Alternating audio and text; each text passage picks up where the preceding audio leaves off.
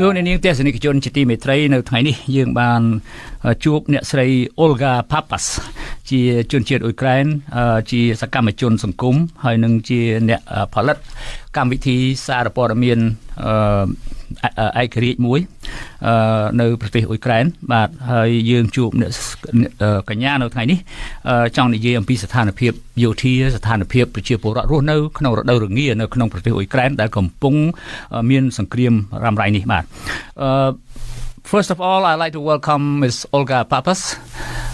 Hi. Hi, how are you? Do I pronounce your last name correctly? Papas. Papas. Okay, it sounds like a French pronunciation. Okay, Ms. Papas, good morning to you, and thank you for being with us today. First of all, I'd like to tell our viewers that Olga Papas is a Ukrainian social activist and an independent TV producer. Is that correct? Yes. Okay. All right. The invasion of Ukraine by Russian troops is about to enter its second year with no clear winner in sight. Meanwhile, Western nations have provided Ukraine with modern weapons to counter Russia's advance. My first question to you, Olga, how do you and your TV producing team go about taking photos under the daily siren blaring warning of an imminent aerial attack? How do you go about that? So I don't have, like, as I said, I'm a freelance producer, so I don't have like a special team which I work on a constant basis. So I usually work Western TV crews, and to be like honest, if you want to work, and cover the war, you just need to ignore the daily sirens because it's the only way to keep functioning and keep providing like some material because this daily sirens like take maybe like 3-4 hours per day, like in the last weeks, and if you always take shelter, then you will just not be able to film what you need to film. Okay, that's what I imagine. As a journalist, freelancer, can you describe the situation on the ground to our viewers and how civilians are coping with the winter season? Do they get food assistance from the government? We need to specify like which civilians we are talking about. If you're speaking about Kiev and like most parts of Ukraine, it still manages to function as like a normal state, even despite war. So people go to their jobs and earn money and buy their food. Speaking about the frontline areas, like which are like Donetsk region close to the front line, Kharkiv region, also areas which were deoccupied, might be like now they're further away, but they were badly damaged by Russian army. So these areas, yes, they do get some aid from both from the government and from the like NGOs and like big like organizations like UNICEF, Red Cross, etc. But you can't deliver food to the occupied area per se. No, impossible. It's only about like Ukraine-held areas which are close to the front lines. Speaking about the occupied areas, we are helpless here. We cannot help them in any way. So imagine, how do you get any information or reports from that occupied areas? How do people survive? We have some reports, especially if someone has relatives on the occupied area, so they have some contact on the internet via Telegram mostly, because in Ukraine the big thing for the news is Telegram channels. So you just read on this type of social media. Telegram is a social media. I don't know if it's familiar to you or not, but it has both familiar to us. Yeah. It has both like chatting options and like it works as functions as a media. And there are medias for people, for example, from occupied cities in Kherson, and they are like surviving. So mostly they are trying to stay low because so many people, and just not to encounter Russian occupiers at all. Especially this works for men because they are very cruel with men, so the men can be arrested on some fake, suspected of some fake, pro-Ukrainian activism or like guerrilla fighting, or just randomly, And so what I know is like that, if they need to buy food, the women would go and buy food, just avoiding the Russians, and that's how they survive, basically. Is there any level of censorship in the occupied area? Yes, I believe it's. Of course, there is like a ban for journalists, like similar as Russia. So you need to go through Russia and have the access. So it's almost like impossible for Western media to get there, and everything is only covered by Russian TV or Russian like bloggers, which is of course 100% propaganda what they publish. Yes. Okay. In your area of operation, the area where you operate, okay, please tell us what you see and what you know. A team of foreign journalists from Asia, including our correspondent from the Cambodia Daily, visited Ukraine this past November and interviewed the First Lady, Olena Zelenska. She said that the government had been able to distribute generators to people in certain areas to keep them warm during the winter. Has this effort improved? With the help of international humanitarian aid, or remain the same at the same level? No, I would say that like every effort is very valuable because the scale is so massive. Because it's a huge, like 1,000 kilometers of the front line, and like maybe like 50 kilometers from the front line, they would not have electricity, mostly because of the shellings and impossibility to reconstruct the wires and all these infrastructure objects. So of course, both the efforts of the state, of the First Lady, of the NGOs, of small grassroots organizations, like everything is super important. And in general, like we survived last winter, so these people survived. Nobody starved from cold. So it works. Right. So it works. Okay. All right. I can imagine that. In your line of work, were you able to witness, what's going on at the battlefield or near the battlefield, if not in the battlefield? Yeah. I visited some positions like of the soldiers. Yeah. But it was back in summer. Last time. Okay. Not this winter. How cold is it during the winter time? With the climate, a lot of snow. It got like the climate change also affected our winters here in Ukraine, because like maybe 50 years ago it would be like -10 for a long time and a lot of snow, but now it's not. So we had already had a lot of snow and it already melted, and now we are having sort of a 0-degree spring. Yeah. All right. Oh, you're springtime now. Okay, you're lucky. But anyway, you're not quite lucky because, there's a state of war there. But anyhow, whenever you get a chance to see the battlefield, have you been able to produce a program, a series of some sort, and air to local viewers, like in, the cities? What do you mean? For local audiences in Ukraine, in the frontline area? Yeah, in Ukraine. Well, it's just not my field of work, but yes, like other my colleagues from Ukrainian media, they do produce a lot of things like that, mostly like similar type of reports, but in Ukrainian and for Ukrainian audiences. Yeah. Right. Have you documented witness reports of atrocities committed by Russian troops? Yeah. Yeah, of course. Yeah, because I also was involved in the projects of war crimes documenting, and it was back like last year, and we documented some victims from Kiev region. So Kiev region was first occupied, as you know, and then deoccupied in like April 22. It was already liberated from Russian troops. And we gathered some evidence, like spoken evidence from people who survived there. Yes, and they told a lot of awful things, basically. Yeah.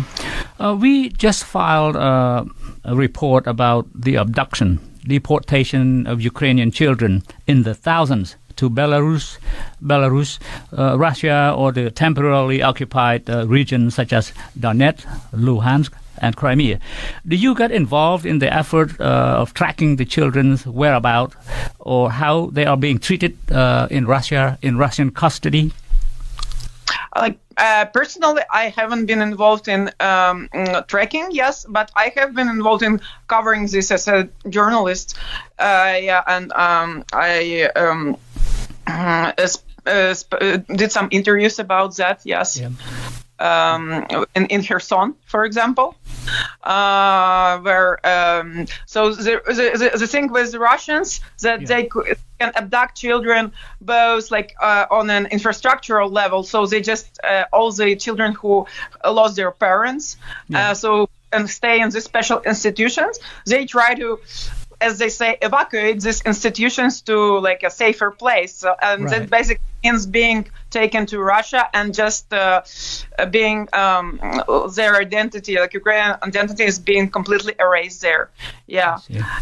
And we interviewed this guy who is like head of the children's house, like orphanage, and but this was a happy end story. These people managed to like save the kids from abduction, unlike thousands of other institutions and just private like children from small families. Right. Okay. We heard that hundreds of thousands of them, I mean, according to some sources, and First Lady and an official working, in the adoption area of the children internally displaced children inside Ukraine. They said, well, 5,000 to 6,000. But anyhow, the number is not a problem. But there is an attempt on the Russian part to brainwash, to alter their identity and force them to swear allegiance to the Russian flag. Yeah, is that true? Yeah. That's completely true. Yes, that's what. So at first, it's like the Russian idea is just saying that we are saving the kids and taking them to safety, and when they are on the spot, they are being brainwashed and. And deprived, as I said, that their identity as Ukrainians is completely erased by just socializing them in this very like pro-Russian schools. I mean, the whole education system in Russia is like brainwashing. Right. Yeah, the First Lady mentioned in the interview that even during the former Soviet Union, Russian language were not taught at a certain grade level in school, even though Russian culture, Russian traditions, language had been known to the world for many centuries. So I can imagine that right now the children in Russian custody probably wouldn't have a chance to learn anything Ukrainian. No. Right. Okay, let me shift our focus a little bit. Just over the Christmas days, Ukrainian forces launched a missile and hit a Russian naval ship at the Black Sea port. NATO members have just delivered some F-16 trained in the UK, given by the Netherlands. And also battle tanks from Germany. In your view, do you think Ukraine can force Russia out of the country? Yes. With the new weapons?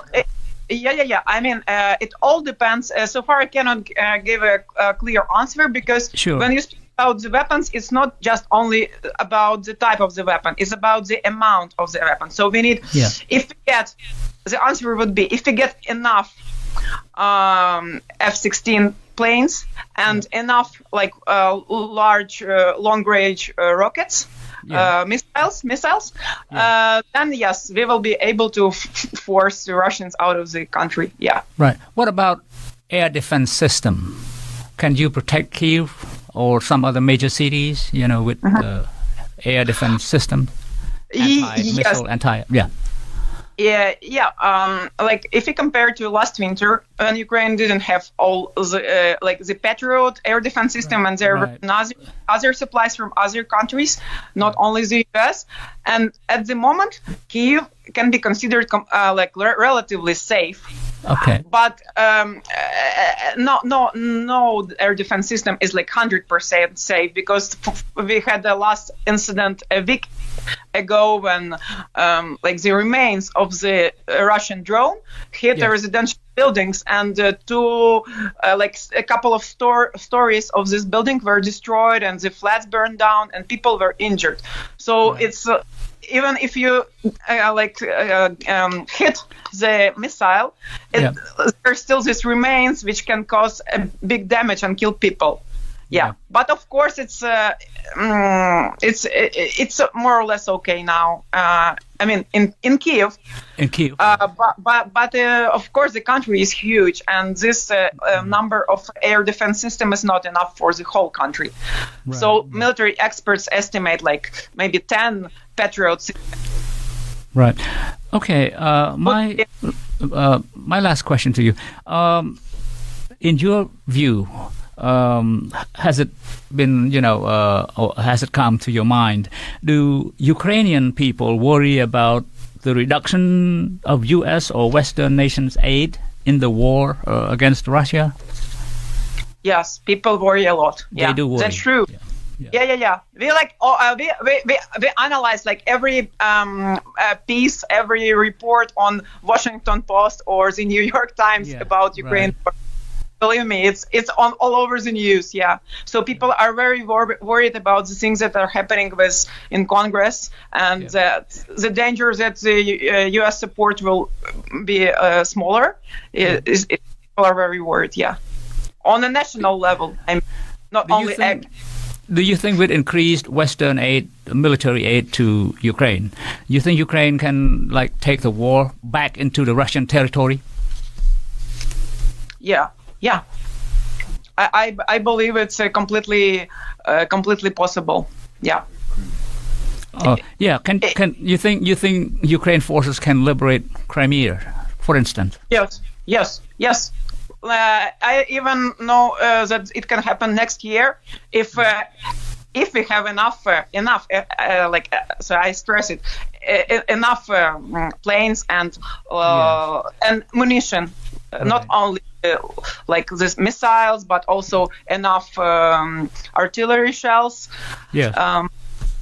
Because now at the moment there is a lack of everything at the front line. Right. Okay. Olga, I give the floor to you for about a minute or two. So feel free. What do you want the world to know about Ukraine? Okay, so I really the most important thing the world might not be able to grasp or to understand. I believe that Ukrainian nation and Ukrainian people have no chance, to give up at this point of this war, and we need to fight till the very victory. And we really need the support of the world community, because this whole idea that you can just stop the war right now and the Russia will stop. It's wrong. So we have already tried it 10 years ago when Russia first attacked Donetsk and took Crimea, and we believed basically. We believe the world community that the Minsk agreements can stop the war and that it will prevent from further attacks, but it didn't happen, and now we are witnessing this war on this new, huge, like unprecedented scale for Europe to be true, you know. And the most important is not to forget about this war in the center of Europe for your country and other countries, and also not to fall into Russian propagandas like anti-American propaganda, which really uses like this anti-Western sentiments of the third world countries. And some people really believe that Russians are fighting some kind of Nazi regime in Ukraine, which is not true, of course. Russia is just fighting the whole Ukrainian nation. And their dream, like if you don't surrender, they will just wipe out the entire nation, like this 30-something million people, which remain. Would you volunteer to be in the army to serve your country if called upon? Well, we don't have a draft for women, but I don't. I'm not. Right. Maybe not. No. But if I was called, maybe I would join. Yes, if I were a man, you know. Sure. We admire your people, Olga, because you stand up to a superpower, aggressive superpower, to try to take over your land. We thank you, and we appreciate your time to be with us today and tell the world what's going on inside Ukraine and in the hands of the Russian. Please come back whenever you have anything new you want to share with us. Okay, thank you. Thank you for your support. Sure, thank you. Good to see you. Yeah. Thank you. Olga Papas, Ukrainian social activist, independent TV producer. She's based in Ukraine. And she shared her experience and knowledge with us. លោកអ្នកនាងទស្សនិកជនជាទីមេត្រីអំបញ្ញមិញនេះជាកិច្ចសម្ភាសយ៉ាងលឿនបំផុតពីព្រោះយើងនៅមានព័ត៌មានក្នុងប្រទេសជាបន្តទៅទៀតដែលខ្ញុំសូមបកស្រាយជូនដោយសង្ខេបអំពីអ្វីដែលគាត់មានប្រសាសន៍យើងដឹងទាំងអស់គ្នាហើយថាប្រទេសអ៊ុយក្រែនជាប្រទេសឯករាជ្យមួយដែលចង់រស់នៅជាប្រទេសប្រកាន់ប្រជាធិបតេយ្យក៏ប៉ុន្តែត្រូវបានមហាអំណាចមួយអតីតសហភាពសូវៀតដែលសប្តាហ៍ថ្ងៃនៅតែជាឈ្មោះថាសហព័ន្ធរុស្ស៊ីនោះបានឈ្លានពានពីខែកុម្ភៈថ្ងៃ24ឆ្នាំ2022ដូច្នេះនៅខែកុម្ភៈថ្ងៃ24ខាងមុខនេះនឹងចូលក្នុងរយៈពេល2ឆ្នាំហើយដែលរុស្ស៊ីព្យាយាមផ្ដួលរំលំរដ្ឋាភិបាលទីក្រុងគីវគេប៉ាន់ស្មានថាទីក្រុងគីវគេនឹងវាយកាន់កាប់បានយកធ្វើជាប្រទេសរណបរុស្ស៊ីនឹងតែក្នុងរយៈពេល72ម៉ោងក៏ប៉ុន្តែជាការប៉ាន់ស្មានខុសទាំងស្រុងដោយសារមិននឹកស្មានថាប្រជាពលរដ្ឋអ៊ុយក្រែនមានស្មារតីជាតិនិយមស្នេហាជាតិការពារអ្វីដែលជារបស់ខ្លួននោះបដូរស្លាប់បដូររស់បាទយើងសាកសួរអំពីជីវភាពប្រជាពលរដ្ឋអ្នកស្រីរៀបរាប់ថានៅក្នុងប្រទេសអ៊ុយក្រែនព្រោះទឹកដីអ៊ុយក្រែនប្រជាប្រទេសមួយធំណាស់ដែរហើយកន្លែងខ្លះរងគ្រោះដោយសារការទម្លាក់គ្រាប់បែកផ្លោងវាយប្រហារគ្នាទៅវិញទៅមកប៉ុន្តែតំបន់ខ្លះស្ងប់ស្ងៀមស្ងប់ស្ងាត់ប្រជាពលរដ្ឋទៅធ្វើការងារប្រកបមុខរបរជាធម្មតានៅទីក្រុងខ្លះទៅមិនបានទេហើយអ្នកកសែតក៏ទៅមិនបានពីព្រោះជាតំបន់ក្តៅជាសមរភូមិហើយទៅបានតែក្បែរនោះហើយក៏ត្រូវការជ្រកកោននៅពេលដែលមានយន្តហោះឬក៏មានការផ្លោងដាក់គ្នាទៅវិញទៅមកនៅក្នុងការឧបត្ថម្ភស្បៀងអាហារក៏ដូច្នោះដែររដ្ឋាភិបាលអាចធ្វើបានតែនៅតំបន់ណាដែលគ្មានការប្រយុទ្ធគ្នាដ៏ក្តៅគគុកហើយតំបន់ដែលស្ថិតក្រោមការកាន់កាប់របស់កងទ័ពរុស្ស៊ីរដ្ឋាភិបាលអ៊ុយក្រែនមិនអាចផ្ដល់ស្បៀងអាហារទៅដល់ប្រជាពលរដ្ឋអ៊ុយក្រែនដែលរស់នៅទីនោះទេហើយអ្នកនៅក្នុងតំបន់ដែលរុស្ស៊ីកាន់កាប់នោះនៅភាគខាងកើតនោះអ្នកខ្លះក៏បានលបបញ្ចេញសារតាមរយៈគេហៅថាប្រព័ន្ធបណ្ដាញសង្គមហ្នឹង Telegram ជាពិសេសរូបភាពពីការធ្វើទុកបុកម្នេញពីសំណាក់កងទ័ពរុស្ស៊ីទៅលើប្រជាពលរដ្ឋអ៊ុយក្រែនហើយនឹងបានអ្នកខ្លះក៏លបរត់ចេញមកតាមវិធីណាមួយដែលធ្វើទៅបាននោះយកព័ត៌មានមកផ្សព្វផ្សាយនៅខាងក្រៅហើយនៅក្នុងតំបន់ដែលគេកាន់កាប់គឺគេហាម5មិនឲ្យមានការថតរូបជារបៀបអ្នកកាសែតអ្នកអីទាំងអស់បាទហើយយើងសួរថាតើអ៊ុយក្រែនអាចនឹងមានលទ្ធភាពមានសមត្ថភាពរុញច្រានកងទ័ពរុស្ស៊ីឲ្យត្រឡប់ទៅទឹកដីរបស់ខ្លួនវិញបានទេនៅពេលដែលមានជំនួយគ្រប់គ្រាន់បន្ថែមពីប្រចាំប្រទេសជាពិសេសប្រទេសនៅក្នុងសម្ព័ន្ធភាពយោធាអង្គការ NATO ហ្នឹងសហរដ្ឋអាមេរិកនិងប្រទេសនៅមួយចំនួននៅអឺរ៉ុបហ្នឹងពីព្រោះថាថ្មីនេះប្រទេសហូឡង់បានបញ្ជូនផ្ដល់យន្តហោះ F-16 យន្តហោះប្រភេទទម្លាក់គ្រាប់បែកប្រយុទ្ធពីផលិតនៅសហរដ្ឋអាមេរិកហ្នឹងទៅឲ្យអ៊ុយក្រែនហើយគេយកនាវិកអ៊ុយក្រែនយកទៅហាត់វឹកវើនៅក្នុងប្រទេសអង់គ្លេសហើយជាមួយគ្នានោះក៏អាល្លឺម៉ង់បានផ្ដល់រថក្រោះធុនទំនើបនោះមួយចំនួនដែរទៅដល់កងទ័ពអ៊ុយក្រែនហើយថ្មីហ្នឹងអ៊ុយក្រែនបានបាញ់មីស៊ីលចំកប៉ាល់ចម្បាំងរុស្ស៊ីមួយដែលចតនៅក្នុងផែសមុទ្រខ្មៅនោះឆេះសធុរទៅបាទហើយសួរថាតើអាចនឹងមានព្រៀបក្នុងការរំដោះទឹកដីខ្លួនមកវិញទេអ្នកស្រីអះអាងថាបើពិនិត្យមើលពីស្មារតីស្នេហាជាតិនិយមនៃកងទ័ពអ៊ុយក្រែនគេអាចនឹងដណ្ដើមយកទឹកដីរបស់គេបានមកវិញពីព្រោះគេមិនចង់ឲ្យបាត់បង់ទៅដល់កូនចៅគេចំនួនក្រោយថាគេចំនួននេះមិនបានការពារទឹកដីរបស់ខ្លួនមិនបានវាដណ្ដើមយកទឹកដីរបស់ខ្លួនដែលគេប្លន់យកនោះត្រឡប់មកវិញនោះទេបាទហើយសង្ឃឹមថានឹងមានជ័យជំនះបើសិនណាជាពិភពលោកយកចិត្តទុកដាក់ហើយជួយបន្តផ្ដល់ជំនួយដល់ប្រទេសអ៊ុយក្រែនតទៅទៀតចំណែកឯរដូវរងាវិញ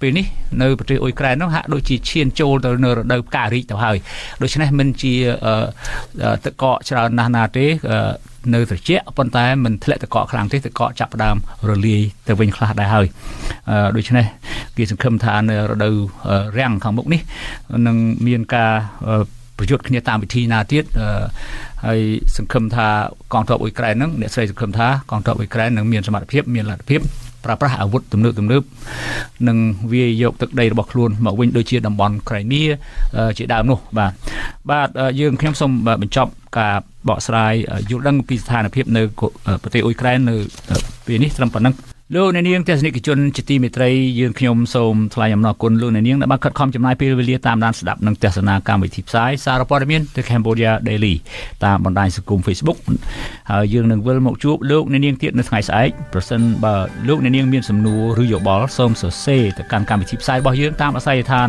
www.facebook.com/without fear or favor KH យើងខ្ញុំសូមជូនពរលោកអ្នកនាងឲ្យបានប្រកបតែសេចក្តីសុខសេចក្តីចម្រើនគ្រប់ទិវារាត្រីជាពិសេសនៅក្នុងឱកាសបុណ្យចូលឆ្នាំថ្មីឆ្នាំសកលខាងមុខនេះខ្ញុំបាទហាសានសូមអរគុណនិងសូមជម្រាបលា